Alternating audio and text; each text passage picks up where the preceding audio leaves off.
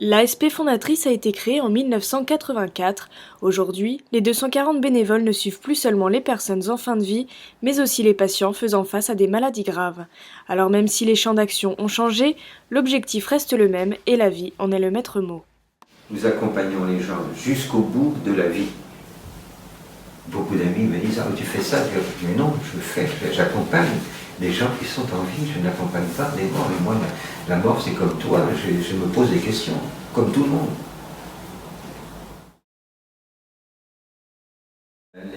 Les soins palliatifs ne sont connus que par 20-25% des Français.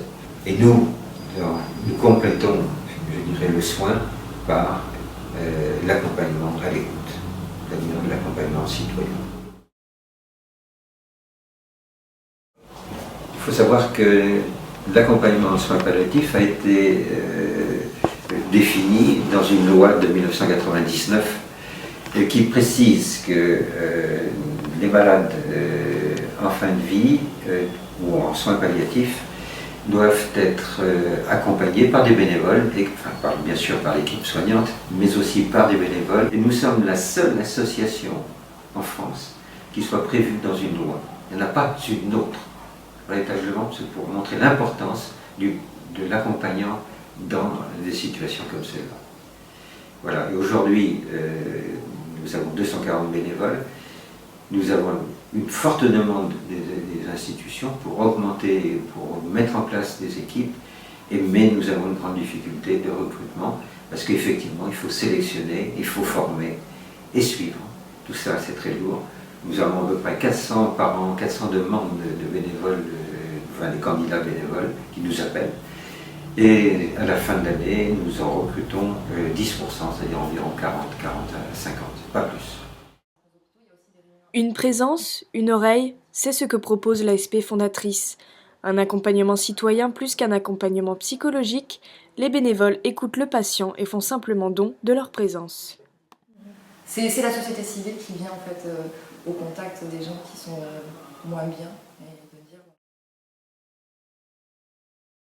Il y a un gros souci sur le terme de palliatif, les soins palliatifs. Les soins palliatifs, c'est les soins de complément, c'est tout ce qu'il y a à faire quand il n'y a plus rien à faire. Mais aujourd'hui, avec l'augmentation des maladies chroniques, il y a certaines maladies avec lesquelles certaines personnes vont vivre toute leur vie. Donc on peut se dire qu'on va rentrer dans du palliatif. Par exemple, le sida, aujourd'hui, avec le sida, on peut vivre 30 ans. Confortablement entre guillemets, parce qu'il y a quand même des lourds traitements, etc. Mais ça nécessite des soins palliatifs, parce que ça nécessite des soins de confort quand on est diminué, quand on est malade, quand on souffre, etc. On a droit à des soins de confort. Donc ça, c'est la loi. Je dirais il faut y aller. J'ai mis 10 ans à faire cette démarche. Pendant 10 ans, je voulais faire la démarche de soins palliatifs. Et j'y arrivais pas parce que je me disais, mais qu'est-ce que je vais leur dire, quoi? Oui, j'ai envie de faire ce partage-là, j'ai envie